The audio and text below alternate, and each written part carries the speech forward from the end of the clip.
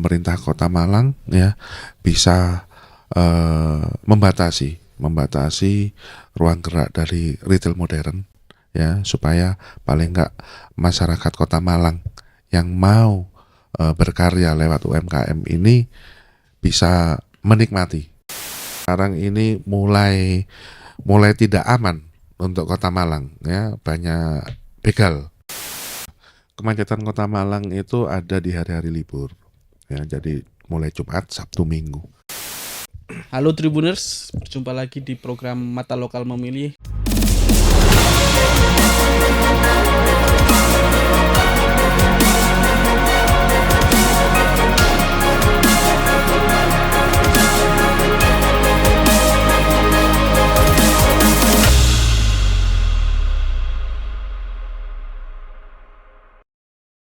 Dan hari ini saya kedatangan tamu dari calon legislatif nomor 6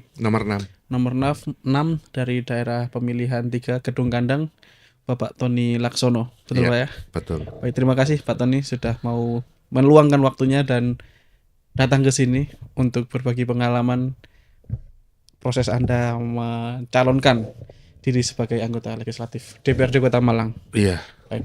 Terima Boleh kasih disapa banyak. dulu Iya. Pak. Baik, terima kasih untuk Tribun News ya.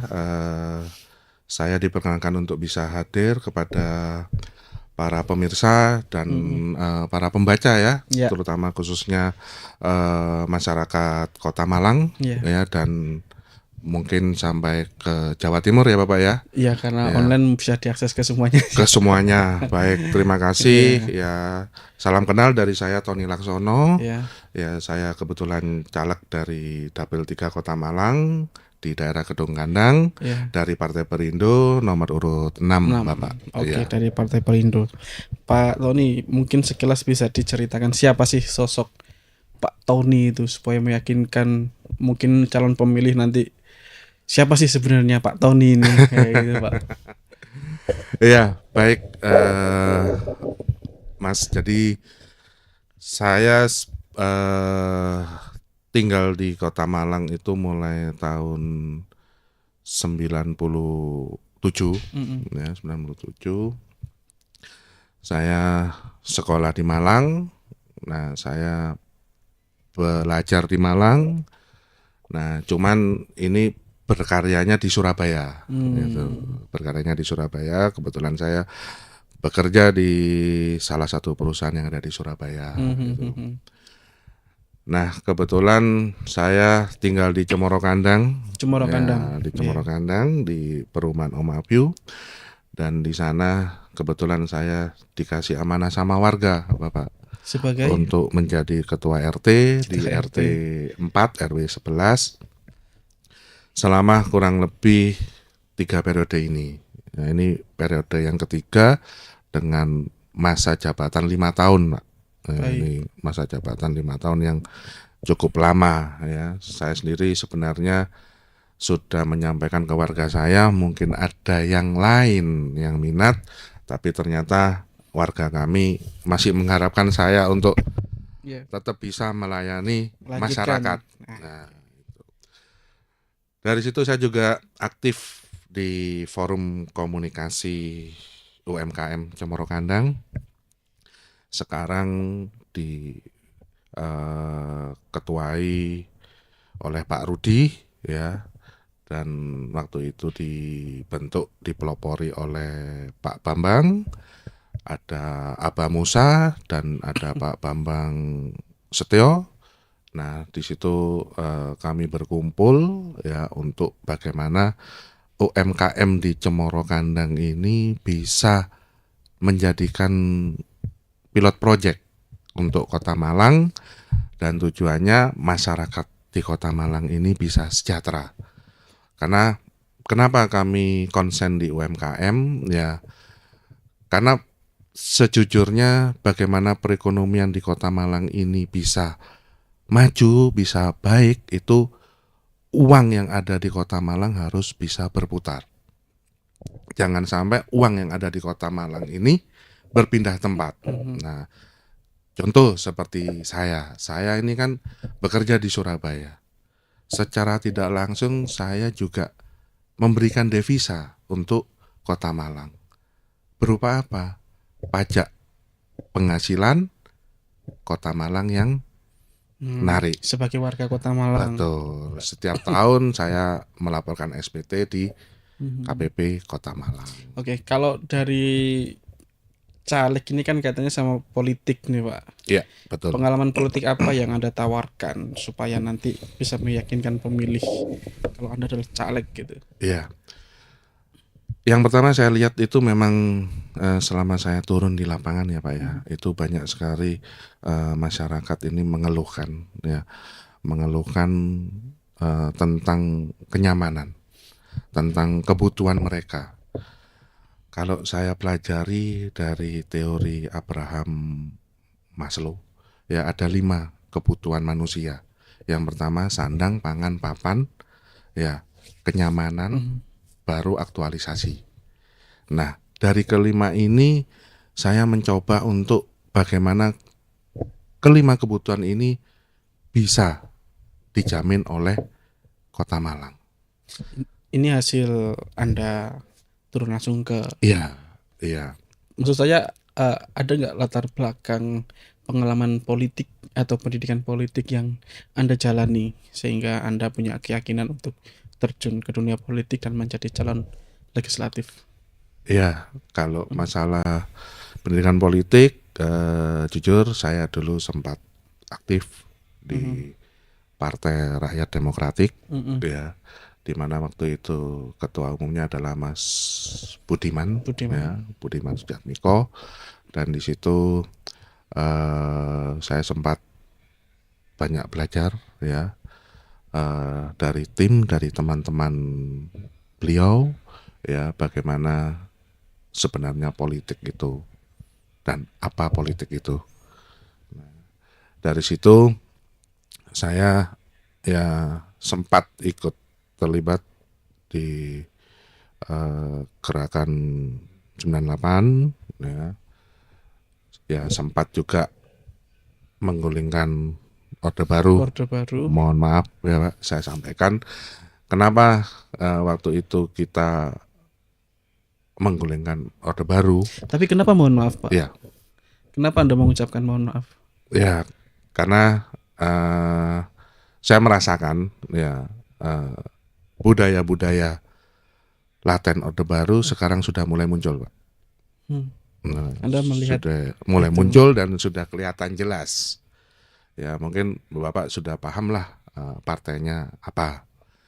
Nah, upaya-upaya ini yang membuat saya untuk terjun ke politik, bagaimana kita kembali kepada roh reformasi yang sesungguhnya, supaya demokrasi ini benar-benar murni dari rakyat untuk rakyat, bukan oligarki.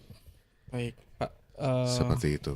Pak Tony, tapi kenyataannya saat ini ada beberapa kelompok yang menggunakan identitas Orde Baru itu untuk bahan kampanye.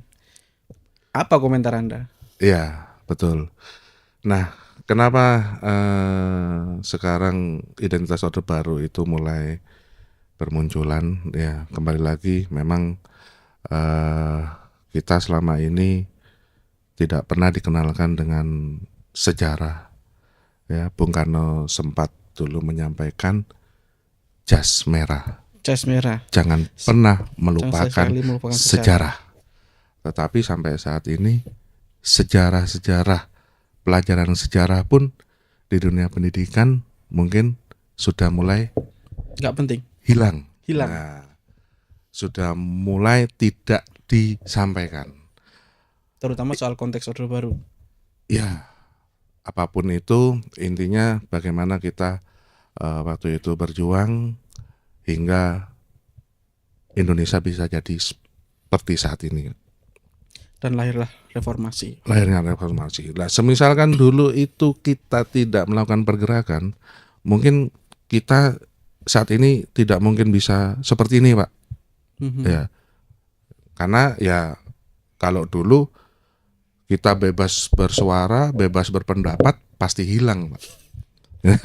Nah, kalau sekarang kan Nggak aman, Pak, dulu, Pak, ya? iya.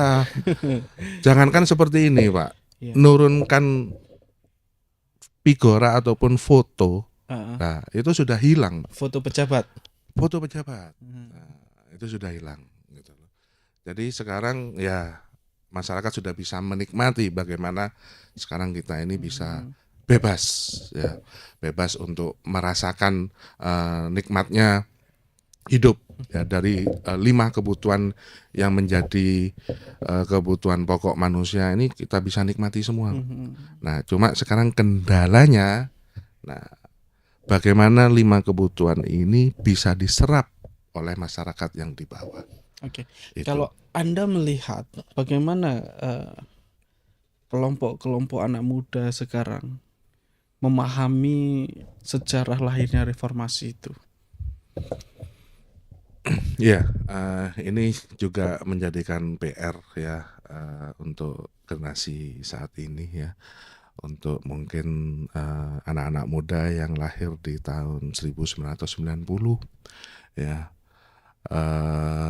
Anak-anak muda yang lahir tahun 2000 juga sudah milih loh, Pak. Ya, betul. Yang 2000 Yang apalagi. maksudnya setelah Orde Baru tumbang. Iya. Ya, mereka kan masih belum bisa merasakan ya bagaimana dulu kita ini hidup ya dibatasi ya. Tapi dengan kondisi seperti saat ini, anak-anak muda ini ya memang sedikit demi sedikit memang harus dipahamkan dengan sejarah, dan perlu adanya pembelajaran politik, bagaimana supaya generasi muda ya kelak memang kita ada regenerasi, Mas. Jadi nggak mungkin kita ini terus akan abadi. Iya. Nah, Harus berganti, Pak, ya. harus berganti, karena waktu di era saya pun dulu ya, di era Orde Lama, ada Orde Baru, sejarah itu selalu ada. Nah, ini yang membuat kami menjadikan motivasi. Bagaimana di era Orde Lama itu kita melawan penjajah. Ya, bagaimana rakyat kita waktu itu diadu domba. Ya, saling bunuh membunuh ya sesama bangsa sendiri. Ya. Dan sejarah-sejarah ini yang harusnya kita munculkan dan kita berikan paling tidak edukasi kepada anak-anak muda supaya tahu bahwasanya Indonesia ini berangkat dari sejarah. Oke, ada moral value yang bisa kita petik dari Iya, peristiwa-peristiwa peristiwa sebelumnya. Kita kembali ke Kota Malang ini, Iya, Pak. baik. Gedung Kandang, daerah pemilihan Anda, periode pemilu ini kursinya menambah satu kursi. Dari 9. Dari 10 menjadi 11. Dari 10 menjadi 11. Iya. Tantangannya apa sih, Pak? Karena kan semakin banyak nih yang berkompetisi. Betul. Di Ya, Gedung Kandang. memang satu kursi ini akan menjadikan perebutan ya, perebutan dari 18 partai politik ya yang saat ini lagi berkompetisi. Bagaimana kita bisa memberikan pelayanan kepada masyarakat, bagaimana kita bisa membina relasi hubungan baik kepada masyarakat ya, dan memberikan edukasi kepada masyarakat agar masyarakat bisa benar-benar memilih sosok mana yang benar-benar ini mau mengayomi masyarakat, mau melayani masyarakat ya, dan mau memperjuangkan masyarakat. Itu. Apa, Pak, yang Anda tawarkan kepada calon pemilih Anda sebagai calon legislatif? Ya. Saya melihat di Dapil 3 ini, di Gedung Kandang ini ya, kembali lagi saya ingin bagaimana masyarakat Gedung Kandang ini bisa sejahtera ya, dari 5 kebutuhan yang memang harus dimiliki oleh masyarakat, dan ini harus benar-benar dijamin oleh pemerintah ya, terutama khususnya pemerintah Kota Malang. Nah, semisalkan saya nanti dikasih amanah oleh rakyat ya, langkah pertama yang saya lakukan adalah bagaimana masyarakat Gedung Kandang ini yang pertama dari segi ekonomi. Bagaimana caranya itu, Pak? Ekonomi ini saya mencoba untuk melakukan terobosan-terobosan di UMKM Ya, jadi UMKM yang ada di Kota Malang ini ada berapa? Nah, itu akan kami lokalisir dan kami buatkan tempat. Ya, kami buatkan tempat dan di tempat itu nanti kami akan melakukan event. Ya, salah satu event mungkin bisa di Velodrome, di Gor Kenaro, ya, atau mungkin kita rutin mengadakan pameran-pameran.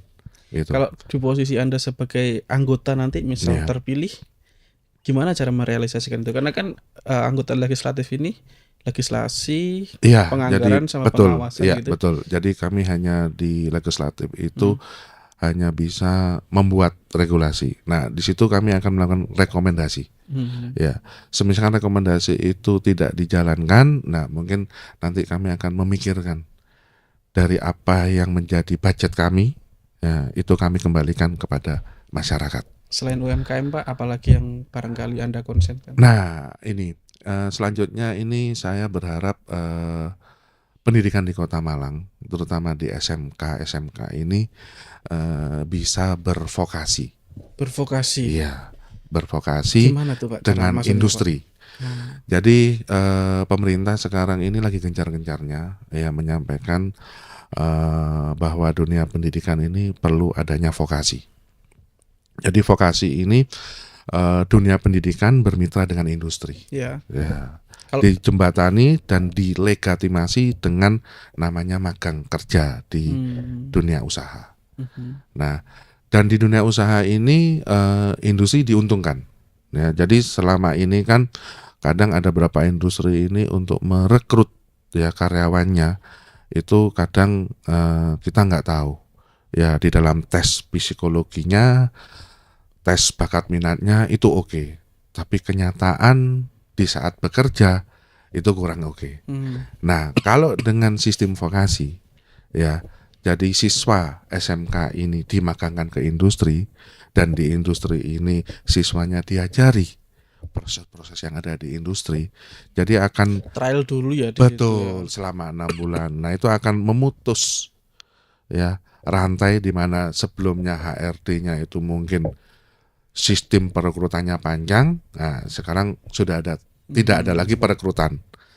Bisa Jadi ngambil langsung dari bisa situ. langsung ngambil dari sekolah dan sekolah pun akan baik namanya apabila siswa lulusannya itu diserap di Iya. dunia industri. Tapi kan SMK wewenangnya di provinsi Pak. Ya, Gimana Iya. Pak nanti? Nah, dari provinsi itu kan memang sudah ada vokasi. Ya, tinggal SMK bagaimana bisa menjalankan ini. Nah maksud saya bagaimana, di mana benang merahnya Anda sebagai nanti anggota DPR yang Kota Malang ya kan, Iya, sesuai dengan aturan kan kalau pemerintah Kota Malang hanya di tingkat SD sama SMP doang nih. iya, SMK, SMA ada di provinsi. betul. Bagaimana cara merealisasikan apa yang tadi Anda Nah, sampaikan? jadi gini, provinsi itu hanya petunjuk pelaksanaannya aja. Nah, mohon maaf, petunjuk teknisnya aja. Ya, untuk petunjuk pelaksanaan itu kan ada di daerah Ada di masing-masing. daerah. Ya, tinggal nanti kami berkoordinasi dengan Dinas Pendidikan yang ada di Kota Malang menyampaikan kisi-kisi tentang vokasi ini ya supaya nanti SMK yang ada di Kota Malang ini tidak kebingungan untuk bisa bermitra dengan industri. Nah, harapan saya semoga masyarakat Kota Malang juga bisa membaca peluang itu. Nah, maksud saya membaca peluang itu kita jangan sampai terus tidak mau keluar dari Malang. Karena semisalkan masyarakat Malang ini bisa keluar dari Malang, ya, dan dia nanti KTP-nya masih Malang, nah ini salah satu sumber devisa juga. Gitu loh. Tapi orang luar masuk ke Malang nih Pak. Nah, kalau orang luar masuk ke Malang, ya ini juga perlu kita rangkul, ya, kita rangkul, ya. Karena kalau sudah ada orang datang ke Malang, dia belanja di Malang, uang itu pasti akan beredar di Malang. Berputar di sini. Diberputar di Malang. Jangan sampai uang yang berputar di Malang ini diambil keluar ke Jakarta. Itu. UMKM, SMK, Ya. apalagi Pak? Anda punya gagasan lagi? Nah, yang terakhir ini untuk Jadi ada jaminan keamanan ya, jaminan keamanan ini maksudnya adalah jaminan sosial ya, bagaimana kalau kita ini masyarakat Kota Malang khususnya yang bekerja ya, mungkin seperti pedagang-pedagang UMKM ya, supaya bisa nyaman bekerja, kalau Aman terjadi juga ya. aman juga, kalau terjadi apa-apa itu tidak bingung. Nah, ini perlu adanya jaminan sosial. Emangnya selama ini Anda melihat apakah sisi keamanan atau kenyamanan itu tidak terwujud bagi pelaku-pelaku UMKM itu, Pak? Saya melihat sih eh, dalam sisi keamanan fisik ya Pak ya, keamanan fisik sih ya terwujud. Tapi yang keamanan non fisik, maksud saya jaminan-jaminan sosial. Semisalkan, Finansial ini maksudnya. bukan, semisalkan ada pedagang kita Iya. ya jualan bakso, Oke. tahu-tahu ditabrak. Hmm. Nah, ini kan nggak ada jaminannya. Nah, kalau ini masuk di jaminan sosial, jadi sudah nggak bingung. Nah, di situ pemerintah hadir gitu, untuk biaya pengobatan, ya, untuk BPJS jaminan-jaminan. nggak menjangkau di situ, Pak ya? Iya, BPJS menjangkau di situ, yaitu BPJS Tenaga Kerja. Makanya itu yang akan saya tawarkan. Kalau BPJS Kesehatan nggak bisa, Pak ya? BPJS Kesehatan nggak bisa, BPJS Kesehatan hanya untuk kesehatan. Ya, kalau yang berhubungan dengan pekerjaan itu adalah BPJS Tenaga Kerja. Tapi ketika dia sakit, dirawat di rumah sakit, itu Kalau kategorinya kecelakaan kerja, Hmm. itu ketenaga BPJS kerjaan. Tenaga Kerja. Hmm. Itu. Baik. Pak, di Kota Malang ini UMKM-nya kan begitu banyak, Pak, Betul ya? sekali. Dan salah satu program yang sejak dulu sudah didengungkan oleh pemerintah Kota Malang adalah wisata halal. Ya. Pemerintah Kota Malang sudah mendorong supaya produk-produk UMKM ini punya labelisasi halal. Iya. Meskipun memang banyak yang sebetulnya halal, Betul. tapi kan masih belum punya labelisasi karena memang harus didaftarkan dulu. Iya, gitu. betul. Tapi dari sekitar 80-an ribu lebih UMKM itu hanya nggak sampai 600 produk UMKM yang punya labelisasi itu. Anda punya gagasan soal itu, Pak? Ya, selama ini saya sempat waktu itu ada sosialisasi ya dari pemerintah bagi warganya yang berminat untuk Halal. memasang label halal dan PIRT ya, itu akan dibantu oleh pemerintah secara gratis ya. Jadi konsep seperti itu kalau menurut saya ya wajib terus dijalankan gitu. Jadi supaya pemerataan. Nah, kendalanya gini Mas, ya semuanya kalau kita sudah lengkapi, semuanya kalau sudah kita fasilitasi ya, tinggal komitmen dari Kota Malang. Ya, saya berharap Kota Malang ini sudah cukup, tidak perlu menambah retail modern. Gitu. Karena kalau menambah retail modern, UMKM kita ini nggak punya tempat. Lah, Berarti lemah Pak UMKM kita, Pak? bukan lemah, ya karena pemerintah di sini masih kurang konsen, ya, untuk bagaimana UMKM Kota Malang ini bisa lebih bangkit lagi, bisa lebih maju lagi, supaya nanti teman-teman UMKM ini bisa sejahtera. Itu. Kalau di Kota Malang ini regulasi tentang retail modern ini tidak dikaji ulang, kasihan. Nah, kira-kira kalau menurut Mas, kalau banyak retail modern, kira-kira uang yang berputar di Kota Malang ini ada di Malang atau di mana? Ya bisa keluar sih, karena yang punya retail kan belum tentu orang Malang ya Pak. Betul sekali. Jadi saya ngelihat kayak di Bali. Di Bali itu ada retail modern, tapi retail modern itu milik orang Bali. Gitu. Jadi uang tetap ada di Bali, nggak mungkin akan keluar kan?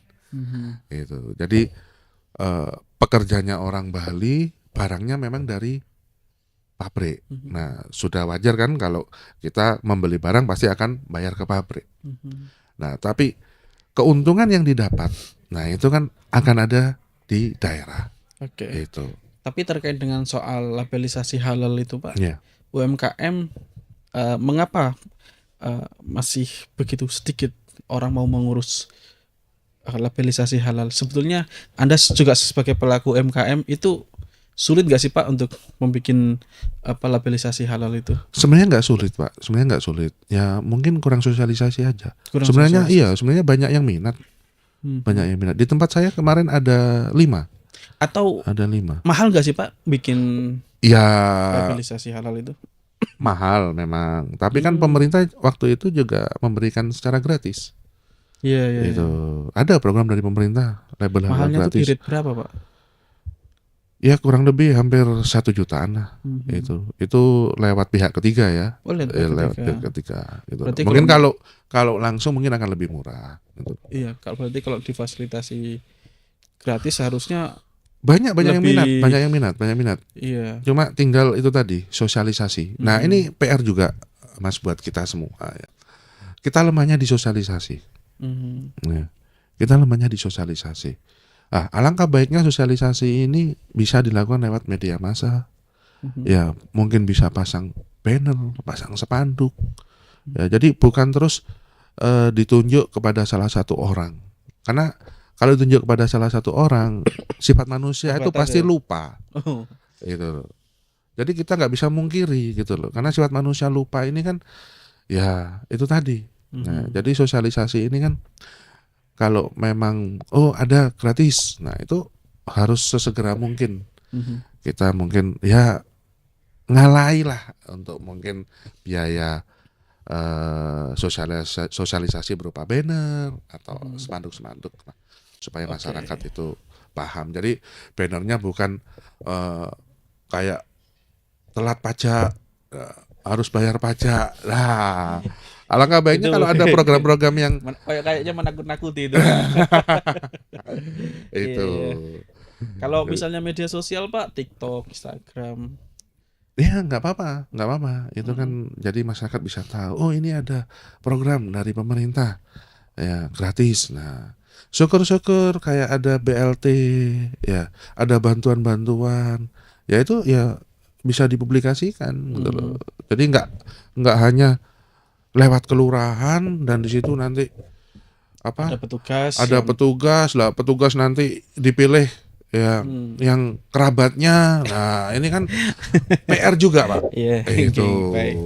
Pak, Anda tadi mengharapkan kesejahteraan gitu. Iya.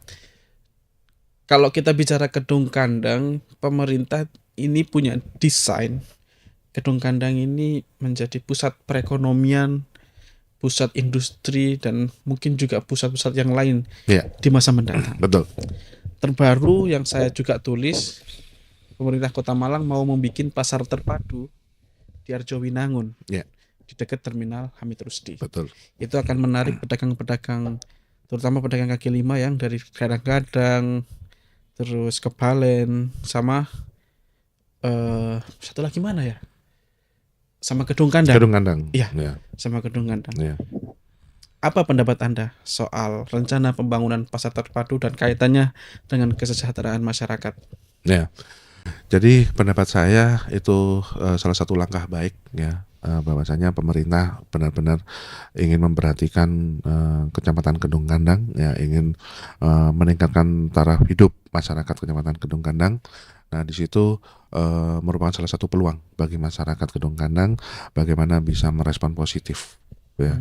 Nah, tinggal nanti pemerintah itu sosialisasi ke masyarakatnya itu harus benar-benar transparan, benar-benar mengena kepada masyarakat yang benar-benar asli Kota Malang, ya, yang diprioritaskan untuk hadir di dalam pasar-pasar tersebut. Jangan sampai nanti ada yang di luar Malang. Nah, itu akan menimbulkan masalah baru lagi. Itu. Dan harapan saya pemerintah Kota Malang ini benar-benar melihat potensi-potensi yang ada di kelurahan tersebut. Oke. Nah, dan jangan sampai melupakan budaya yang ada di kelurahan tersebut. Gitu. Karena saya ngelihat contoh untuk infrastruktur ya, jalan di daerah Gedung Kandang. Nah, itu kalau saya menyampaikan mungkin Gedung Kandang punya wisata jalan berlubang gitu kan nggak etis ya Mas ya itu. Tapi kenyataannya ya Memang terjadi. memang terjadi dan itu menurut saya potensi sekali untuk kecelakaan ya karena lumayan betul. Jadi lubangnya ya lumayan besar-besar. Nah ini juga PR Mas buat Kota Malang ya.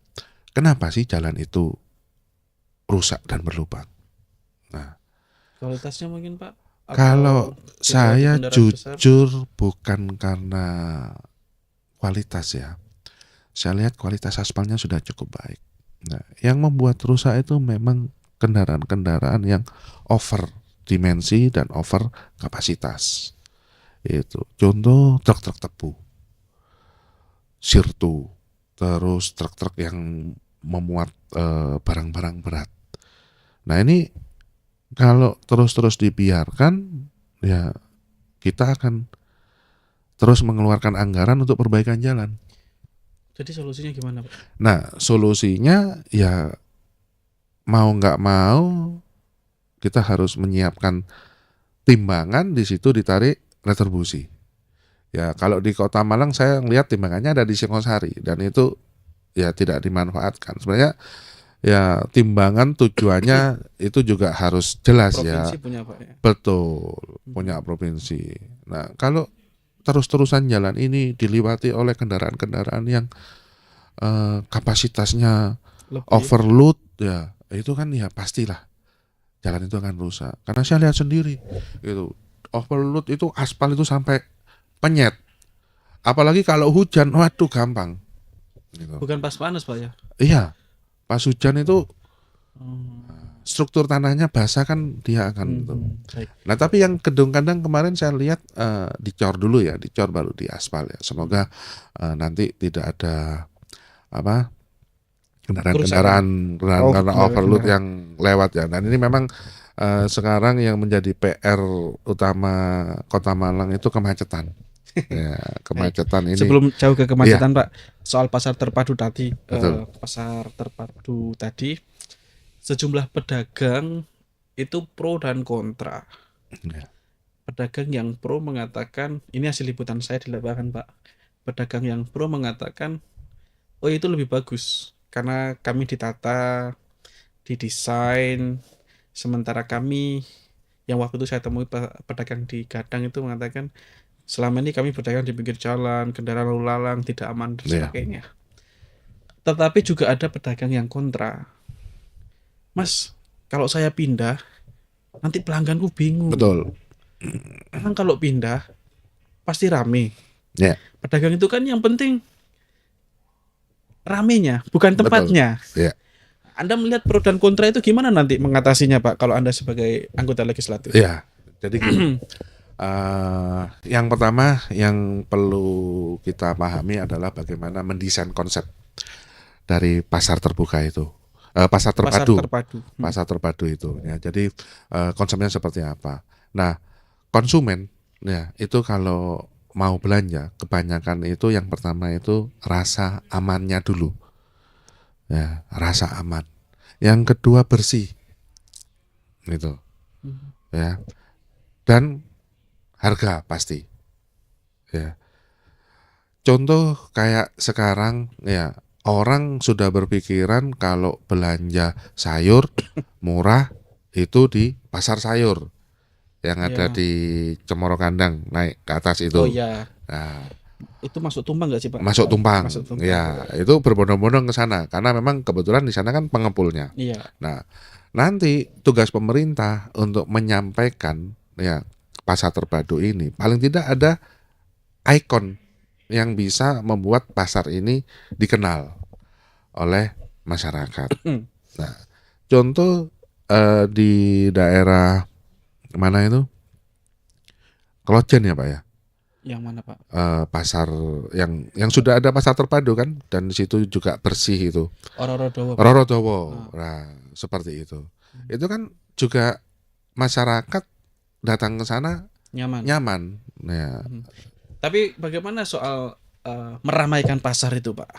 Anda punya konsep gimana? Ya, Jadi meramaikan pasar itu yang pertama kita harus bisa bantu ya dalam mungkin event-event tertentu atau mungkin basar atau mungkin ada apa ya pasar murah ya Pasar dan di murah. situ pedagang mungkin eh, harganya itu kita atur ya standarnya produk di sana itu berapa jangan sampai harganya itu mencari keuntungan di atas standar. Nah, Hmm. tapi memang itu perlu dikomunikasikan dengan pemerintah.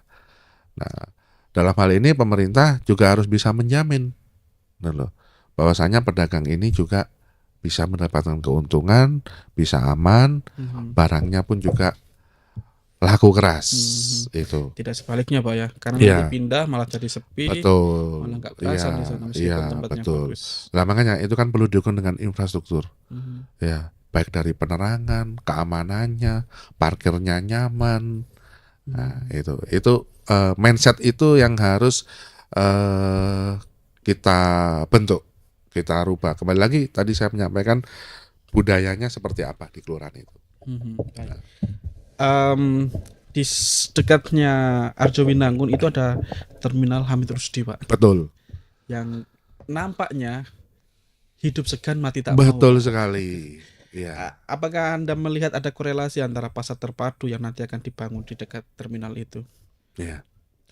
Jadi kembali lagi untuk terminal itu ya kalau digabungkan katakanlah di sampingnya terminal itu dibuat pasar terpadu, yaitu menjadikan salah satu ikon yang baik. Contohnya di Kota Batu. Nah, Hmm, di Kota Batu kan depannya pasarnya, terminal nah depannya terminal kemarin baru diresmikan diresmikan. ya. Nah, Hmm, itu salah satu contoh. mhm. Itu Bisa pasarnya bersih, menggeliatkan betul. ke roda Itu, ekonomi di situ. iya, Oke, baik. itu, Pak Tony, saya juga ingin ngobrol soal kemacetan. ya, Apa yang Anda alami atau pengalaman apa yang Anda rasakan soal kemacetan Kota Malang? ya. Kemacetan Kota Malang itu ada di hari-hari libur. Ya, jadi mulai Jumat, Sabtu, Minggu. Ya, sebenarnya dulu saya ngelihat hari Jumat, Sabtu, Minggu sempat nggak macet. Nah, Tahun berapa itu, Pak? waktu itu Pak Kapoldanya Pak Budi ya mungkin ya. Jadi dulu itu Jumat, Sabtu, Minggu truk dilarang Dilarang melintas. melintas. Itu yang bikin Itu nggak macet. betul sekali. Tapi Itu sekarang boleh, Pak ya. sekarang boleh. Itu sebenarnya itu solusi yang baik menurut saya. Itu yang Jadi dikasih jam untuk truk-truk yang bermuatan besar-besar besar. ini mulai jam berapa sampai jam berapa. Mungkin jam Oke. 1 malam sampai jam 4 itu di 3 hari itu. Itu yang kebijakan yang Anda tawarkan untuk Ya, mengatasi kemacetan. iya, karena sudah terbukti waktu itu sempat dijalankan oleh Bapak Kapolda. Itu jadi Hmm. mulai dari Pandaan itu di stop. Mau masuk tol Hmm. Pandaan itu truk-truk besar sudah nggak bisa. Jadi di Pandaan itu di jalan arteri itu parkir. Ya. Baru berangkat lagi hari Senin. Enggak, jadi malam hari. Oh, Jam hanya malam 1 hari. ya, Ya, ya. jam 1 sampai jam 4 ya. Itu baru ya Menarik. kalau bisa memang ya kita melakukan jam. Ya Melakukan. karena mau nggak mau kan di Ayani terus sampai Arjosari itu kan rutenya gitu. Macet banget Ya, di situ, Pak. ya sekarang ini PR juga untuk tol yang ada di Sawojajar. Oke. Apa Ya, PR-nya, Pak? ya PR-nya ya ini kita di velodrome itu harus ada akses jalan menuju ke Sulfat. Oh, iya ya. Itu Itu kan masih tarik ulur kepentingan dengan Pemkab itu, Pak. betul. Nah, terus yang Ranograti ya, Mhm. di jam-jam siang ini, wah kemacetannya itu Betul. tidak bisa terbendungkan. Tutup Gitu botol loh. itu, Pak. Iya, Oke. ini. Baik, sebelum diakhiri, apa yang Iya, barangkali gagasan lain yang ingin Anda sampaikan terutama kepada pembaca kita atau pemirsa kita, Pak? iya. Jadi gagasan saya Saya berharap semoga masyarakat di Kedung Kandang ini bisa sejahtera ya melalui pemberdayaan ekonomi lewat UMKM, dan pemerintah Kota Malang ya bisa membatasi ruang gerak dari retail modern ya, supaya paling enggak masyarakat Kota Malang yang mau berkarya lewat UMKM ini bisa menikmati hasilnya. Yang kedua, saya juga berharap semoga masyarakat Kota Malang ini juga mau peduli dengan pendidikan ya, pendidikan yang saat ini memang pendidikan kita ini untuk revolusi mental ini kan saya lihat hasilnya masih kurang ya.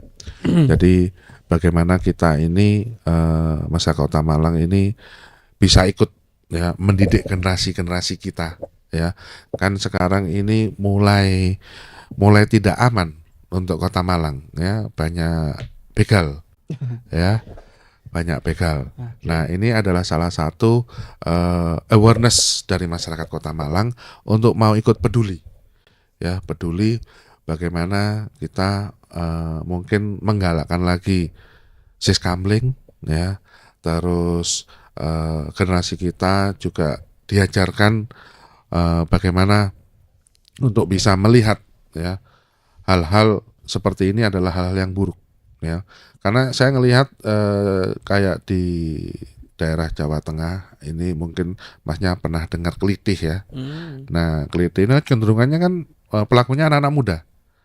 Nah, ini kalau di Kota Malang ini kita tidak istilahnya konsen dalam hal ini ya, nanti bisa terjadi ya. Ini salah satu tugas kita sebagai masyarakat Kota Malang itu untuk bisa ya membantu ya mendidik untuk generasi yang katakanlah sekarang generasi Z ini ya, untuk mau peduli dengan keamanan Kota Malang. Itu. Dan terakhir ya untuk pendidikan, sekarang ini kan pendidikannya di Kota Malang ini banyak keluhan ya tentang zonasi. Ya, saya datangi masyarakat, ternyata ada masyarakat yang berharap jangan pakai zonasi ya, pakailah prestasi, jadi kembali seperti dulu. Tapi kan prestasi sudah ada kuotanya tuh, Pak. Maksudnya gini Mas, jadi katakanlah SMP 1 ya, SMP 1 ini bangkunya ada berapa ya, terus nilainya yang bisa masuk di SMP 1 nilai 10 sampai nilai 8, jadi seperti dulu itu. Nah, kebetulan memang kemarin dirubah ini kan, asumsinya pemerintah berharap untuk adanya penyetaraan pendidikan. Nah, tapi kenyataannya penyetaraan pendidikan ini kan masih belum dirasakan ya. Itu. Jadi ya ini sebenarnya juga PR, makanya kan perlu dievaluasi. Itu. Keluhan di bawah itu masyarakat ya banyak yang berharap kalau bisa prestasi, karena dengan berprestasi itu akan memotivasi anak untuk belajar ya. Kalau sekarang kan berhubung alah nggak ada ujian nasional, pasti naik kelas, pasti prestasi lulus. Prestasi itu konteksnya gimana, Pak? Jadi gini, kalau saya beranggapan prestasi ini adalah bagaimana kita ya bisa memiliki intelektual yang benar-benar ilmu itu kita dapat gitu. Jadi ada kompetensi di dalam diri kita dari apa yang kita kerjakan. Nah, itu. Bukan prestasi akademik. Iya, prestasi akademik. Gitu. Kalau anak yang secara akademik nggak baik, nggak bagus gitu Pak. Misalnya anak yang kecenderungannya seni, anak yang kecenderungannya sastra kayak gitu. Nah, itu termasuk baik sebenarnya Mas. Nah, itu yang bisa kita pisahkan ya. Kalau anak berjiwa seni ya kita konsen ke seni. Nah, perguruan tingginya kan juga sudah ada isi ya, itu. Dan anak seni ini saya lihat akademiknya pasti bagus ya, terutama matematikanya. Karena anak seni ini ya katakanlah nyanyi, di situ ada not. Nah, bagaimana dia bisa melakukan imajinasinya untuk menggabungkan not itu. Lukis juga sama, mengaktualisasi pikirannya. Cuma kan memang kalau jiwa seni ini kan otak kanan yang dirangsang gitu untuk bisa berkreasi. Oke. Itu. Banyak sekali Iya. gagasan-gagasan dari Pak Tony. Baik pemirsa, demikianlah obrolan saya dengan Pak Tony, calon legislatif dari Perindo Dapil 3 nomor 6, Pak ya. Nomor 6. Nomor 6. Ya. Dan terima kasih telah bergabung bersama kami dan ikuti obrolan saya di program-program selanjutnya di Mata Lokal Memilih. Download Tribun X sekarang. Menghadirkan lokal menjadi Indonesia.